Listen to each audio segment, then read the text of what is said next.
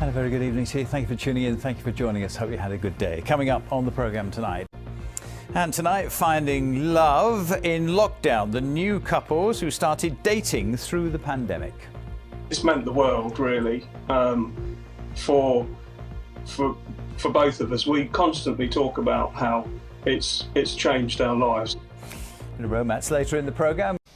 Great stuff. Lovely to see, and we'll be hearing a lot more from them on Look North with Peter tonight at 6:30. Dating through a pandemic is easier said than done, but not quite impossible. A frontline worker and a businesswoman from Vietnam have both been telling us how they've braved the age of social distancing to find love with new partners in Lincolnshire. So we met it was on a dating website. We chatted for a bit over text message, but then very quickly started talking traditionally on the telephone and spent hours and hours and hours talking on the telephone. Now, dating during the pandemic is easier said than done, but not impossible. A frontline worker and a businesswoman from Vietnam have braved the age of social distancing to find love with their new partners in Lincolnshire. They've been sharing their stories with Abby Walker. For many of us, our main relationship this last year has been with the TV, watching romance unfold from the comfort of the couch. Follow the rose petals. A table for two, so it's just me and you.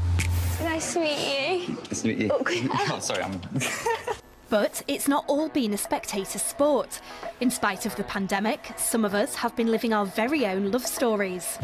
So we met it was on a dating website. We chatted for a bit over text message, but then very quickly started talking traditionally on the telephone and spent hours and hours and hours talking.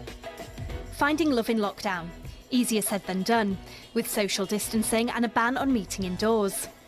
When we met first, obviously we were, the lockdown restrictions have been eased a little bit, so we're allowed to meet with one other person. So we went for a really, really long walk. On a very hot day, and it made it, really. For Sarah and Ben, finding each other has helped them both make the most of the last year. Eventually, after we got to know each other, then we sort of formed a support bubble between ourselves as well, which was a bit strange. But actually, it's been really nice, and it's given us the opportunity to take some time out to get to know each other. It's meant the world, really, for both of us. We constantly talk about how it's changed our lives. Now, as restrictions start to ease, they're all looking forward to the future. The first time Ben met the family was over a FaceTime call, so that was a bit tricky.